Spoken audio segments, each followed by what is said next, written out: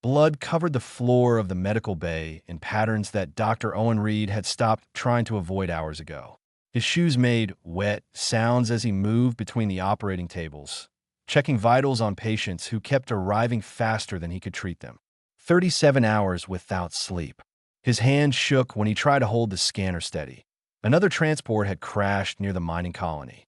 Another group of workers caught in the crossfire between corporate security and raiders who wanted the mineral deposits.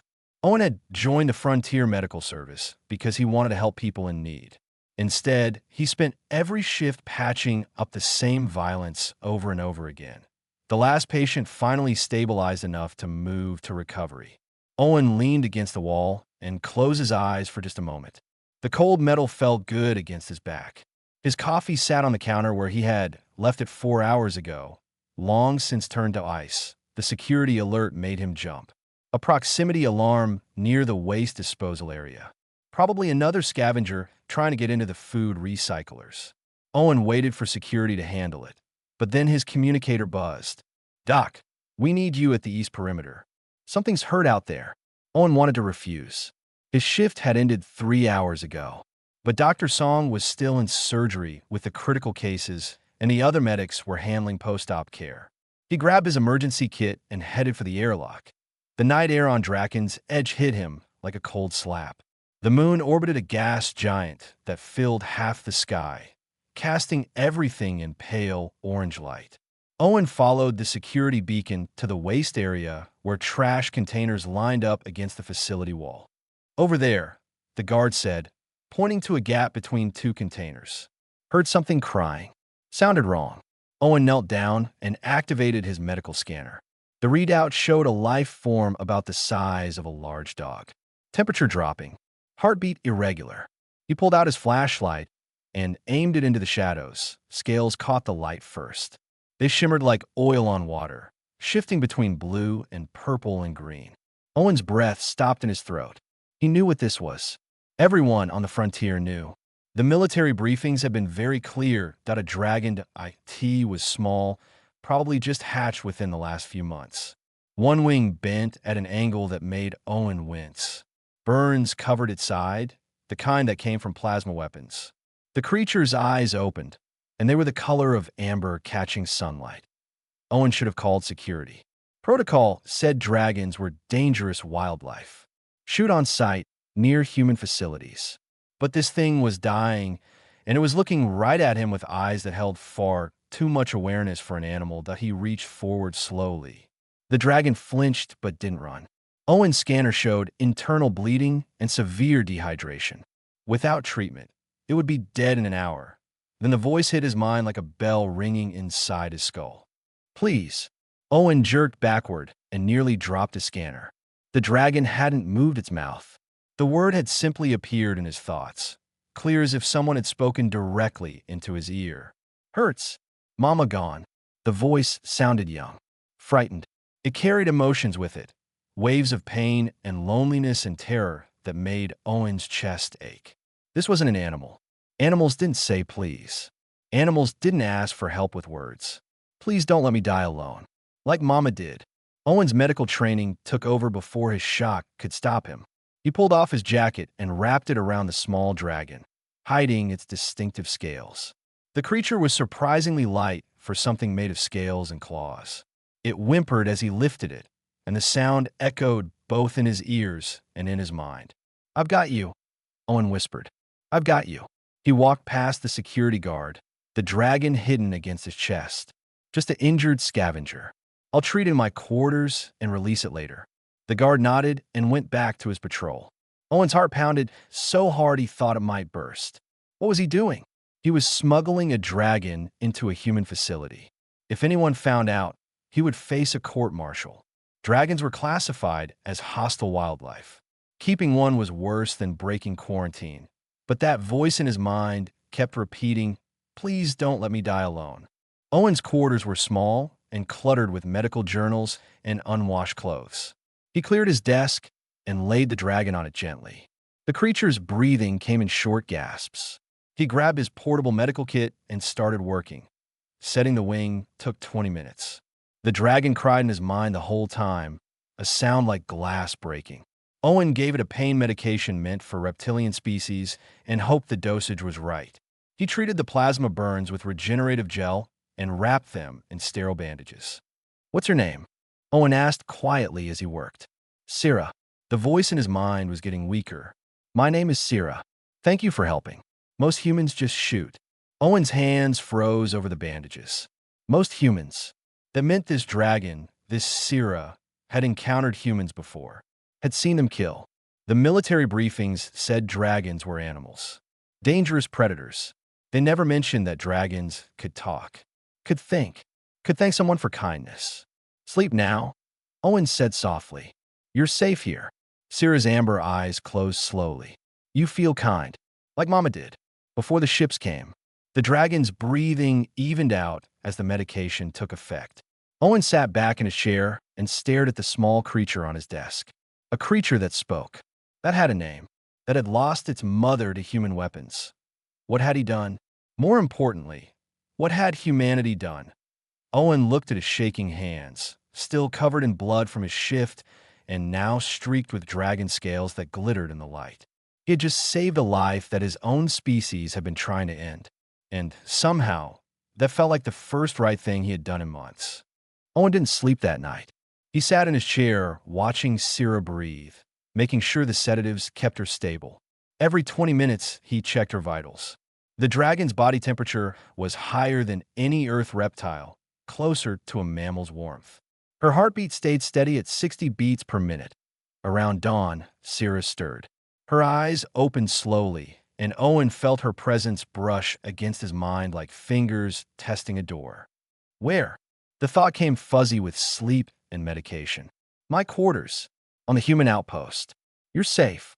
Owen kept his own thoughts calm, hoping she could sense his intentions.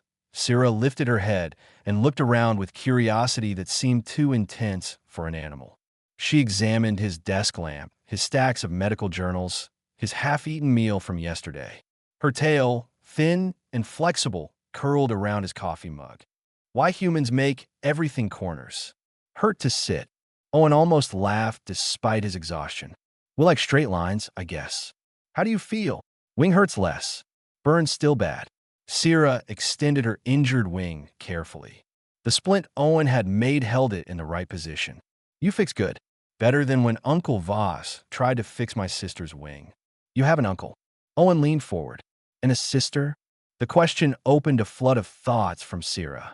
Images and feelings poured into Owen's mind. He saw a large cavern filled with dragons of various sizes.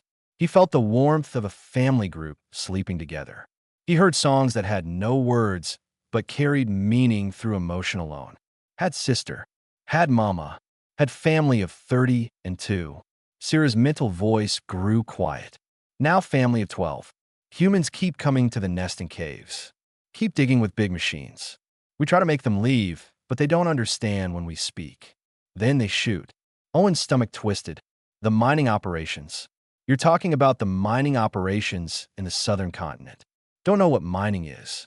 Know that humans take rocks and leave poison. Know that eggs don't hatch any more near where humans dig. Syrah looked at him with those amber eyes. Mama said humans are special. Said humans can hear us when other Skywalkers cannot. She flew here to find humans who would listen. But the flying boxes shot fire at her. The automated defense system. Owen had seen the report 3 days ago. A large bogey approaching the outpost, classified as hostile wildlife, eliminated by perimeter defenses. No one had thought twice about it. "I am sorry," Owen whispered. "We didn't know. We thought you were animals. We thought you were animals too, at first." Syrah tilted her head. "But animals don't build. Don't fly in metal caves. Mama said to be careful, said to try talking." She tried. They shot her anyway. A knock on Owen's door made them both freeze. Syrah dove under his bed in a scramble of scales and bandages. Owen kicked some dirty clothes over her hiding spot and opened the door to Doctor. Song stood there with 2 coffee cups and a concerned expression. She was small and efficient, with hair pulled back, so tight it made Owen's scalp hurt to look at. They had worked together for 18 months, and she knew him well enough to spot trouble. "You look terrible," she said. pushing past him into the room. Even worse than usual. I brought coffee. Thanks. Owen took the cup, but didn't drink. His eyes kept darting to the bed. Doctor Song noticed. She always noticed. What's going on, Owen? Security said you found an injured animal last night. Where is it? I released it already. It was fine. You're a terrible liar. Dr. Song set down her coffee and crossed her arms. We've been through too much together for you to shut me out now. Where are you hiding? Under the bed. Syrah made a small sound. Just a chirp, barely audible. But Dr. Song heard it. She walked toward the bed slowly. Don't, Owen said, but he didn't move to stop her. Part of him wanted someone else to know. Wanted someone else to carry this weight. Doctor Song knelt down and looked under the bed. For a long moment, she didn't move. Then she sat back on her heels, her hand pressed to her temple. There's a voice in my head, she said quietly. A voice saying hello. Her name is Syrah. Owen sat down on the floor beside Dr. Song. She's a dragon, and she's a person. Syrah crawled out from under the bed, moving carefully to protect her injured wing. She looked at Dr. Song with curiosity and caution. You feel different than Owen. Syrah's voice touched both their minds now. More walls inside, but still kind underneath. Dr. Song stared at the small dragon. Her scientific mind was clearly racing through implications and impossibilities. Dragons are supposed to be non-sentient. Every xenobiology report says so. Every report was written by species who can't hear us. Syrah sat down and wrapped her tail around her feet. The rock people, the water people, the tall people with too many arms, none of them hear when we speak. Only humans. Mama said humans feel the right way. Emotional resonance, Dr. Song breathed. Dragons communicate through emotional projection. Most species evolve past that or filter it out as background noise. But humans, we kept our emotional awareness strong even as we developed technology. We need to tell someone, Owen said. This changes everything. The military is killing sentient beings. The mining operations are destroying their homes. This is genocide, and we don't even know we're doing it. Dr. Song pulled out her datapad and started recording.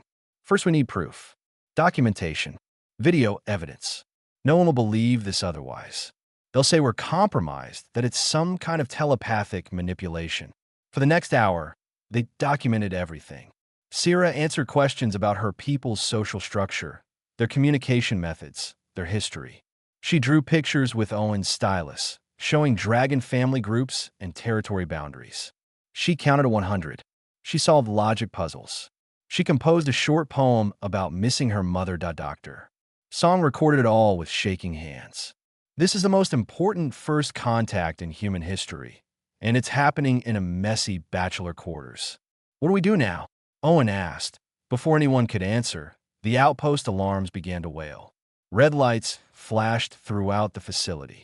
Over the intercom, Commander Park's voice cut through the chaos. All personnel to emergency stations. Multiple large contacts approaching from the south. Dragon attack pattern. This is not a drill. Weapons free. Syrah's head snapped up. Her mental voice flooded with panic and recognition. Uncle Voss. He's looking for me. He doesn't know humans can be friends. Please, you have to stop them from shooting. Please. Owen looked at Dr. Song. They both knew what would happen if the outpost weapons engaged. Adult dragons would die. And after what Owen had learned, that meant people would die. People who were only trying to find a lost child.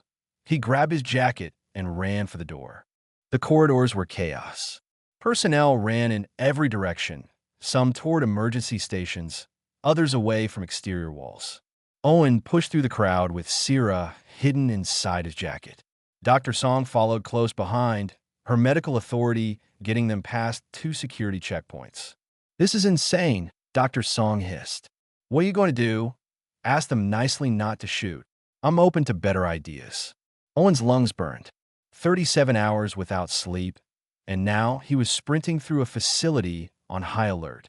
His body wanted to collapse, but Syrah's fear in his mind kept him moving.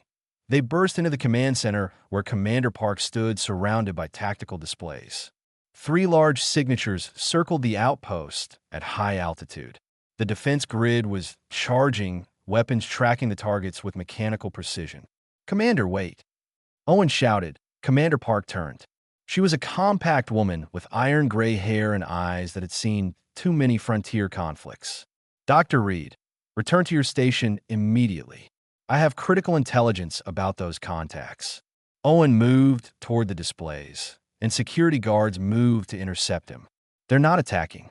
They're searching. That's not your call to make, Doctor." Commander Park's finger hovered over the authorization pad. "We have standing orders regarding dragon threats near human facilities." Owen reached into his jacket and pulled out Syrah. The small dragon blinked in the harsh lights of the command center. Every person in the room froze. "They're searching for her," Owen said into the shocked silence. "And before you give that order, you need to know that dragons are sentient. They're people, Commander. We've been killing people." Security Chief Williams drew his weapon. "Step away from that thing, Reed. Her name is Syrah." Owen kept his voice steady despite his racing heart. "And she can prove what I'm saying is true. If you just listen." "Listen to what?" "An animal." Williams moved closer. "You've been compromised by some kind of telepathic influence. That thing is dangerous." Syrah's voice touched every mind in the command center simultaneously. "Please don't shoot Uncle Voss. He's just looking for me. He thinks you killed Mama." The effect was immediate. Half the people in the room grabbed their heads. The other half reached for weapons. Commander Park's eyes went wide with shock. "What was that?" she demanded. "That was first contact," Dr. Song said, stepping forward with her datapad. "Commander, I have 3 hours of documented evidence that dragons possess full sentience, complex language, and sophisticated social structures. They communicate through emotional resonance, which is why the Galactic Coalition never detected their intelligence. Only humans can perceive their speech." Commander Park looked at the displays, then at Syrah, then back at the displays. "You're telling me those contacts out there are looking for this infant? Like a search and rescue operation? More like grieving family members searching for the only survivor of a massacre." Owen said quietly. "We shot down Syrah's mother 3 days ago. Our automated defenses killed her when she was trying to reach us to establish communication." The silence in the command center was absolute. Owen could see the calculations running behind Commander Park's eyes. If he was right, she was facing first contact with a sentient species. If he was wrong, they were all about to die. "Syrah," Commander Park said carefully, "can you tell those dragons out there to hold their position? Can you tell them we want to talk?" Syrah's thoughts reached outward, and Owen felt the mental effort it took. She was still young, still injured, and her range was limited. But after a moment, the circling signatures on the displays began to slow. "Uncle Voss hears me," Syrah said, "but he's very angry. He wants to know why humans have me. He wants to know why Mama is dead." "Tell him the truth," Commander Park said. "Tell him we didn't know. And tell him we're willing to prove we can be better." Owen felt Syrah relay the message. He also felt the response that came back, a presence so powerful it made his knees weak. Ancient rage and grief and desperate hope all mixed together. Syrah whimpered and pressed against Owen's chest. "Uncle Voss says one human can come outside. Just one. He says if it's a trap, he will burn everything." Commander Park looked at Owen. "You started this, Doctor. Can you finish it?" Owen wanted to refuse. He was a medic, not a diplomat. He had been awake for nearly 2 days straight. His hands still shook from exhaustion. But Syrah's small claws dug into his jacket, and he felt her trust in him like a physical weight. "I'll go," he said. Security Chief Williams stepped forward. "Commander, this is a mistake. We should use this opportunity to eliminate the threat while they're distracted." "Stand down, Chief." Commander Park's voice carried absolute authority. "Dr. Reed will make contact. All weapons to standby mode only. No one fires unless I give the explicit order." 10 minutes later, Owen stood outside the perimeter fence with Syrah on his shoulder. 3 armed guards stood 50 feet behind him, their weapons lowered but ready. The night air was cold, and the gas giant overhead cast orange shadows across the landing field. One of the circling signatures descended. As it grew closer, Owen's sense of scale became terrifyingly clear. The dragon was massive, easily 50 feet from nose to tail. Its wingspan could have covered 3 houses. Scales the color of burnished copper caught the light like armor plates. The dragon landed with enough force to crack the landing pad. Its head alone was larger than Owen's entire body. Eyes like molten gold fixed on him with an intelligence that was unmistakable and ancient. Then the presence hit Owen's mind like a tidal wave. "You have my sister's child. Tell me why I should not burn you all to ash for what you did to her." The voice carried weight that Syrah's young thoughts didn't have. It pressed against Owen's consciousness with the force of centuries. This was Uncle Voss, and he was every bit as much a person as any human Owen had ever met. A person who had lost family. A person who was barely holding back violence. Owen did the only thing he could think of. He opened his memories. He showed Voss everything. Finding Syrah injured and alone. Treating her wounds despite the risk. Learning that dragons were sentient. The horror he felt at discovering what humanity had unknowingly done. "We didn't know," Owen said aloud and in his mind. "And I know that doesn't make it better. I know sorry doesn't bring back your sister. But we know now. And I swear to you, we can be better than this." Voss stared at him for a long moment. Owen felt the dragon sifting through his thoughts, examining his intentions, weighing his sincerity. It was invasive and uncomfortable and absolutely necessary. Finally, Voss spoke again, his thoughts projected so powerfully that every human in the outpost could hear them. "You are the first of your kind to truly listen. Prove that humans are more than destroyers, and we will teach you what you need to know. Fail, and there will be war that will set the stars themselves ablaze." The temporary ceasefire lasted 3 days.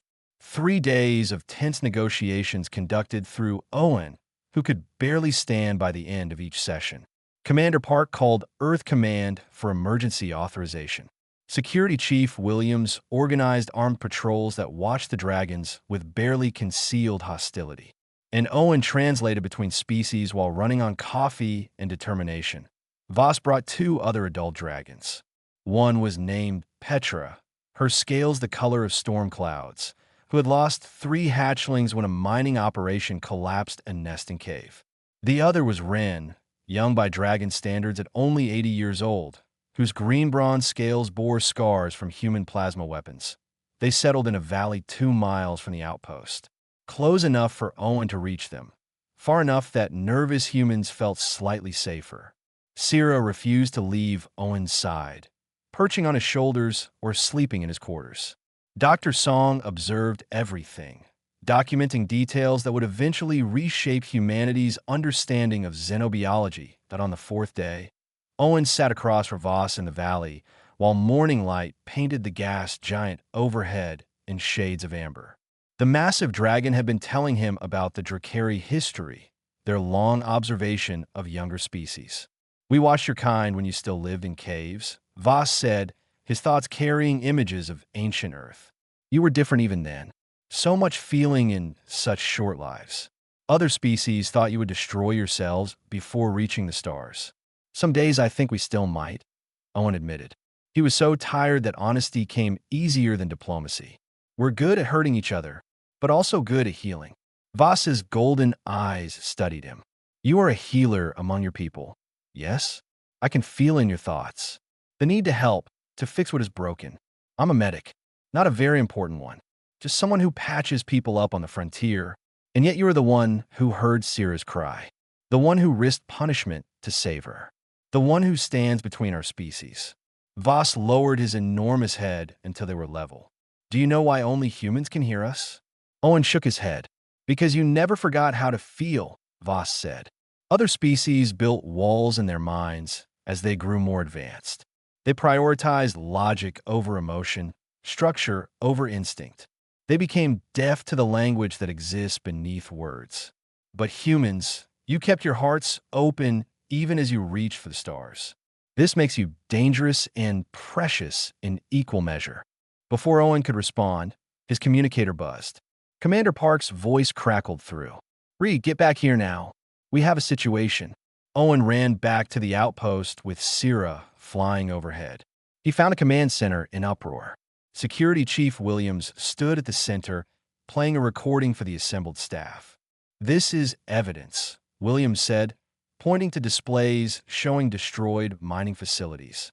3 operations hit in the last 6 months. 22 dead humans.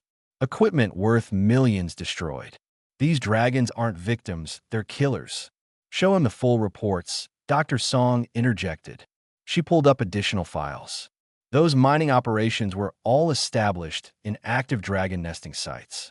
The companies ignored preliminary surveys showing signs of indigenous wildlife. Williams sneered. Wildlife. That's what they are. Reed has you all fooled with some telepathic trick, but facts are facts. Dragons have killed our people. Owen studied the incident reports carefully. Each one showed a pattern. Human operations moving into an area. Unusual wildlife activity increasing. Then sudden, violent attacks. But now he could see what the original reports had missed. They were trying to warn us off first. Owen said quietly. Look at the timeline. Each site had weeks of non-lethal encounters before the violence started. Flyovers, loud noises, destroyed equipment, but no casualties. The dragons were trying to scare us away, trying to protect their children. Syrah's voice touched the minds of everyone present. When you dig, you break eggs. Kill babies who haven't even opened their eyes yet. What would humans do if someone came to your nests and killed your children? The silence in the command center was heavy. Several people looked uncomfortable. Others still seemed skeptical. It's manipulation, Williams insisted. Can't you see? They're making you feel sorry for them. That's how telepathy works. They get in your head and change how you think. Chief Williams, Commander Park said coldly. You're dismissed. Commander, I must protest. You're dismissed. Pending review of your conduct. Commander Park's expression was iron. Get out of my command center. Williams left, but his glare promised this wasn't over. Owen felt a knot of worry in his stomach. Men like Williams didn't give up easily, especially when they thought they were right. That night, Owen collapsed on his bunk with Syrah curled beside him. The baby dragon was growing fast, already twice the size she'd been when he found her. Her wing had healed well under Dr. Song's careful monitoring. Owen, Syrah's mental voice was soft. Are humans going to kill us? I won't let that happen. Owen put a hand on her warm scales. I promise. Uncle Voss says promises are hard to keep. Says the galaxy is full of broken promises. He's right, Owen admitted. But I'm going to try anyway. The alarm woke him 2 hours later. Security breach. Shots fired. Owen's blood turned to ice as he ran toward the sound. He found Williams and 3 other security personnel in the corridor leading to the exterior airlocks. Williams held a plasma rifle. They're animals, Reed, Williams said, and I'm going to prove it. One shot at that big copper one, and you'll see. They'll attack, and everyone will understand what they really are. Stand down. Owen ordered, though he had no authority to give commands. That's murder. It's pest control. Williams raised the rifle. Owen didn't think. He just moved, throwing himself at Williams. The rifle discharged, the shot going wide. They hit the ground hard. Owen felt his exhausted body protest, but he held on. Then Voss's roar shook the entire outpost. The massive dragon appeared at the exterior wall, drawn by the plasma discharge and Owen's fear. His eyes blazed with rage, and Owen could feel the barely restrained violence radiating from his mind. Stop, Owen shouted, both aloud and mentally. Voss, don't. Please. The dragon's claws scraped against the reinforced walls hard enough to leave grooves. He tried to kill me. Your own people break the peace. One person, Owen pleaded. One person who's scared and wrong. Please don't judge all of us by him. Voss stared at Owen, then at Williams, who was being restrained by other security personnel. The dragon's thoughts were a storm of rage and grief and bitter disappointment. For a moment, Owen thought everything would end in fire. Then Voss spoke, his thoughts reaching every human in the facility. Is this what humanity is? Will you choose fear over understanding? We have given you truth. We have stayed our claws. If you cannot accept what we are, then we will leave you to your own darkness. But know that if we go, we will defend our remaining nests with everything we have. Choose now, humans. Peace or war. Owen sat on the floor of the corridor, bleeding from a cut on his forehead where he had hit the ground. Security had Williams in restraints. Voss still stood at the exterior wall, waiting for an answer. The entire outpost held its breath. Commander Park arrived at a run, taking in the scene with sharp eyes. She walked past Owen, past the security personnel, and stood directly in front of the wall where Voss's massive head loomed. "You asked what humanity is," she said clearly. "We're a species that makes mistakes, sometimes terrible ones. But we're also a species that can learn, can change, can be better than our worst moments." She turned to address the assembled personnel. Williams acted alone and against direct orders. He will face court-martial for attempted murder of a sentient being and for violating first contact protocols. Anyone who shares his views can leave on the next transport. But know this, the Drakari are people. That's not an opinion anymore. That's fact. Dr. Song stepped forward with her datapad. "I've sent my full report to Earth Command and the Xenobiological Institute. Genetic analysis, behavioral studies, linguistic patterns. Everything confirms sapience. The scientific community will back this up." Slowly, other personnel began to speak up. A mining engineer admitted he had seen strange behavioral patterns at dig sites. A pilot recalled unusual formations of dragons that looked more like aerial patrols than animal movements. A botanist mentioned finding carefully cultivated plant gardens in remote areas that made no sense for wildlife. Owen watched as the tide turned. Not everyone was convinced, but enough people were willing to listen. He felt Syrah press against his side, her relief flooding through their mental connection. Voss pulled back from the wall, slightly.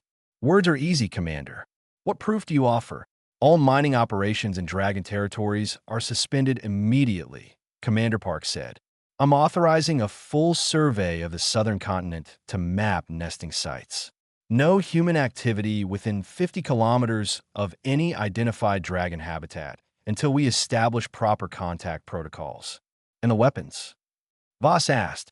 "The automated systems that killed Syrah's mother, reprogrammed to recognize Drakari as protected sentient beings. Any lethal action against your people will require direct authorization from Earth Command." Commander Park met the dragon's eyes steadily. "It's not enough. I know that. But it's a start." Voss was silent for a long moment. Owen could feel the dragon's thoughts churning, weighing sincerity against centuries of mistrust. Finally, Voss nodded his massive head. "A start," he agreed. "But humans must understand what they have almost destroyed. Come to the nesting grounds tomorrow. Bring your leaders and your recorders. See what you have done and what you're trying to save." The next morning, Owen joined a delegation that included Commander Park, Dr. Song, and 20 other personnel. Security Chief Williams was in the brig, and his supporters were notably absent from the group. They traveled in 3 transport vehicles, following Voss and 2 other adult dragons south across the continent. The landscape changed from rocky plains to forested valleys. As they descended into a canyon system, Owen began to see signs of dragon habitation. Carved stones marked boundaries. Mineral deposits were arranged in patterns too deliberate to be natural. Cave entrances showed tool marks. Voss led them to a large cavern entrance. This was the nesting ground of the Eastern Clan. 23 dragons lived here, raised their young here, sang the old songs here. Owen stepped into the cavern and immediately wished he hadn't. The walls were scorched black. Collapsed tunnels blocked what had once been deeper chambers. And in the center, partially buried under rubble, were the shattered remains of dragon eggs. A mining company set charges to access a mineral vein. Voss said, his mental voice carefully controlled. "They did not scan deep enough to find us. Or perhaps they did not care." The explosion killed 11 dragons instantly. 5 eggs were destroyed. The survivors tried to fight to drive the miners away. Your military classified it as an animal attack and sent soldiers with plasma weapons. Dr. Song moved through the cavern with her scanner, documenting everything. Tears ran down her face, but her hands stayed steady. Other delegates stood frozen, confronted with the reality of what their species had done. "We didn't know," someone whispered. "Ignorance does not restore the dead," Petrus said, landing at the cavern entrance. Her storm gray scales seemed darker in the shadows. But knowledge can prevent future deaths. This is why we risk showing you. Why we risk believing you might be different. They visited 2 more destroyed nesting sites that day. Each one told the same story of human expansion meeting dragon habitation with tragic results. By the time they returned to the outpost, the entire delegation was subdued. That evening, Owen found himself in Commander Park's office. The commander looked like she had aged a decade in a single day. Earth Command has authorized full first contact protocols, she said quietly. They're sending a diplomatic team, xenobiologists, cultural specialists. This outpost is about to become the most important location in human space. What about the people who still think like Williams? Owen asked. There will be resistance, fear, prejudice. Commander Park rubbed her temples. But we have documentation now. Proof. The truth will spread, and most people are decent enough to accept it once they understand. And the Drakari? What do they want? Recognition. Protection for their remaining nesting grounds. Time to rebuild without threat. Commander Park looked at Owen. They also want you to stay on as primary liaison. Voss specifically requested it. Owen thought about the past week. The exhaustion, the fear, the weight of standing between species. He thought about Cirrus sleeping in his quarters, about Voss's guarded hope, about the shattered eggs in that cavern. I'll stay, he said. Someone has to help fix this mess. 3 days later, Williams made his move. Owen was conducting a medical check on Syrah when the power failed. Emergency lighting kicked in, bathing everything in red. Then he heard plasma fire from the direction of the valley where the dragons rested. Williams had escaped custody. He had convinced 4 other personnel to join him. They had stolen weapons and a transport. They were attacking the dragons. Owen ran faster than he had ever run in his life. Syrah flew ahead, her young wings beating frantically. They reached the valley to find chaos. 2 adult dragons were down, their scales burned by plasma fire. Ren was fighting back, but his movements were hampered by the need to protect the wounded. Williams stood on a rocky outcrop with a heavy plasma cannon. Show them what you really are, monsters. Show everyone. Owen saw Williams aim at Petra, who was shielding Voss. The shot would kill her. He didn't hesitate. He threw himself forward, crossing the distance between them, his exhausted body finding strength it shouldn't have had. The blast caught Owen instead of Petra. Pain exploded across his left side as plasma burned through his jacket and into his flesh. He went down hard, smelling his own burnt tissue. William stared in shock. You jumped in front of a monster. She's not a monster, Owen managed through gritted teeth. She's a person, and so are you, which means you know this is murder. Security forces arrived and subdued Williams and his group. Dr. Song was immediately at Owen's side. Medical scanner out. Emergency supplies deployed. Voss and Petra stood over them both, their massive forms blocking the wind. Stupid human. Voss's voice was gentle in Owen's fading consciousness. Brave, stupid human. Owen woke up 3 days later in a medical bay that smelled of antiseptic and something else, something warm and metallic. His left side felt like someone had set it on fire and then decided to add more fire just to be sure. You were awake finally. Syrah's voice in his mind was flooded with relief. Dr. Song said you would be okay, but I was scared. Owen turned his head carefully. Syrah perched on a chair beside his bed, now nearly the size of a full-grown retriever. Her scales had darkened slightly as she grew, shifting from pale purple to deeper violet. Beyond her, he could see Dr. Song checking monitors. You've been out for 72 hours, Dr. Song said without looking up from her work. Second-degree plasma burns across your left rib cage and arm. You're lucky Williams's aim was off, or you'd be dead. The other dragons? Owen asked. Ren and Petra both survived. Ren had minor burns. Petra was more serious, but we treated her with the same protocols we used on Syrah, and she's recovering well. Dr. Song finally looked at him. You jumped in front of a plasma cannon for a dragon. That's either the bravest or stupidest thing I've ever seen. Probably both, Owen admitted. His mouth was dry, and every breath pulled at the burns. The door opened, and Commander Park entered. followed by a woman in civilian clothes with the kind of bearing that suggested high-level authority. Behind them came Voss, who had to angle his massive head through the oversized doorway that had been retrofitted for dragon access. "Dr. Reed," the civilian woman said, "I'm Ambassador Foster from Earth Command. I've been sent to formalize first contact protocols with the Drakari. I understand I have you to thank for preventing an interstellar incident. I just didn't want anyone else to die," Owens said. "Modest too," Ambassador Foster smiled slightly. "Your actions have had significant consequences. The story of a human medic taking a plasma blast mint for a dragon has spread across human space faster than any official report. Public opinion is strongly in favor of recognizing the Drakari as sentient beings and protecting their territories." "Williams and his group?" Owen asked. "Court-martialed, convicted of attempted genocide and assault. They'll spend decades in prison." Commander Park's expression was grim. It sent a clear message about how we treat the Drakari going forward. Voss moved closer to Owen's bed. The massive dragon's presence filled the room, but it no longer felt threatening. It felt protective. "You put yourself between harm and my sister-daughter," Voss said. "Among the Drakari, this creates a bond of family. You're an Eskin now, Owen Reed. This is not a small thing." Owen felt the weight of those words in his mind.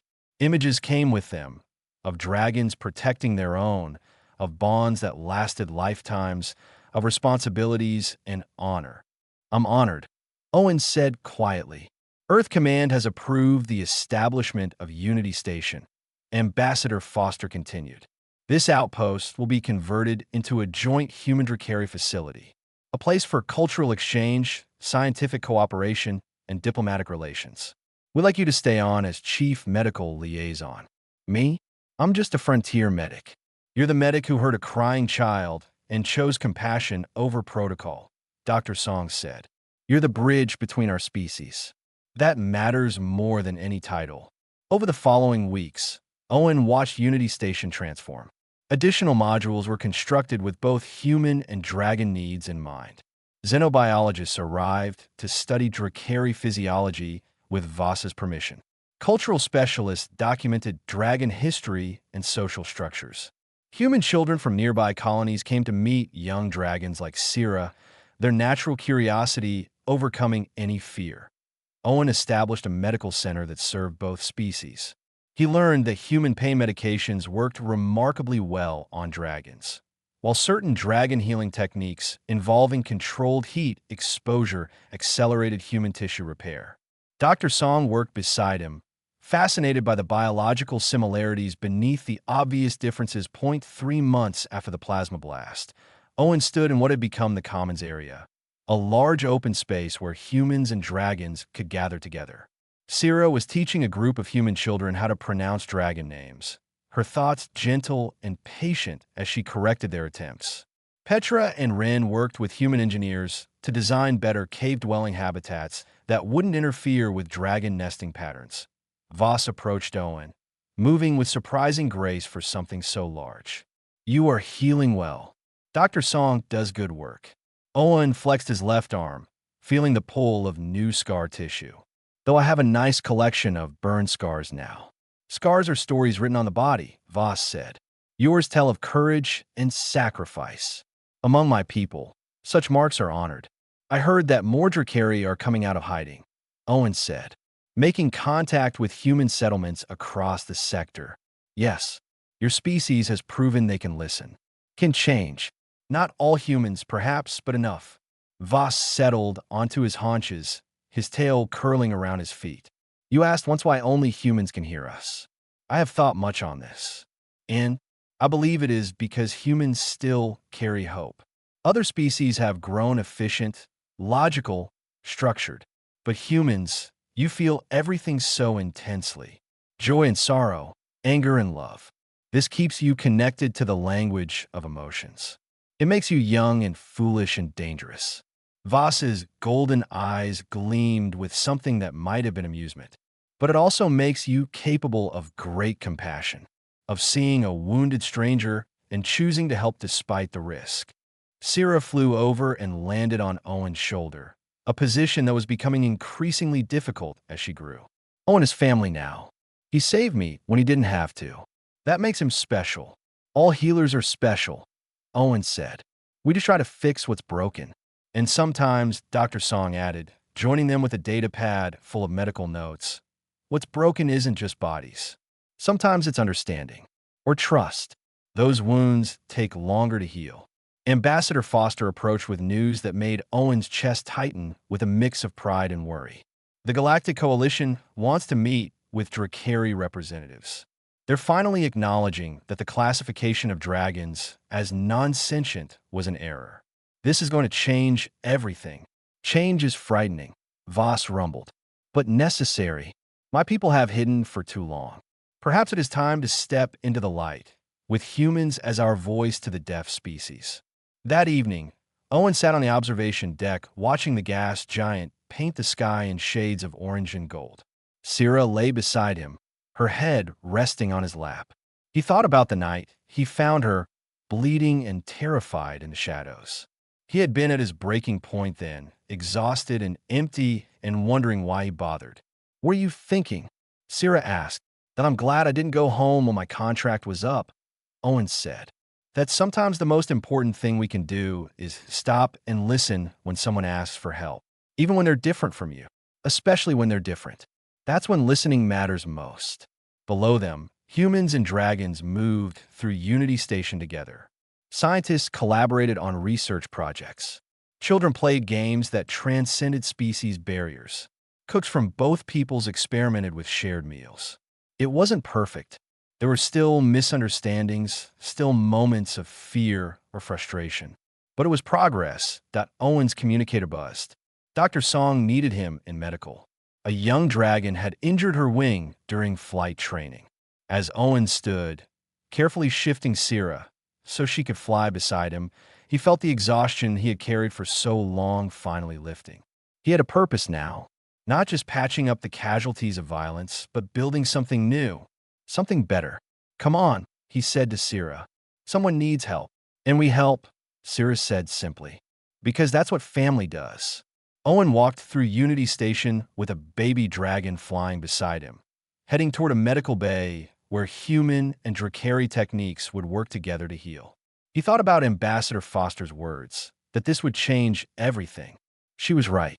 But the change had started with something small. A exhausted medic hearing a cry in the darkness and choosing compassion. Sometimes that's all it took. One person willing to listen. One moment of choosing kindness over fear. One act of seeing someone who needed help and deciding that differences didn't matter as much as the simple fact that help was needed. Owen smiled as he entered the medical bay. His left side still ached where plasma had burned him. His body still remembered the exhaustion of those first desperate days. But his heart felt lighter than it had in years. He had found what he'd been searching for all along, a way to heal that went beyond just treating wounds. A way to build bridges instead of just repairing what violence had broken. And it had all started with a sobbing baby dragon who taught him that sometimes the bravest thing you can do is stop and listen.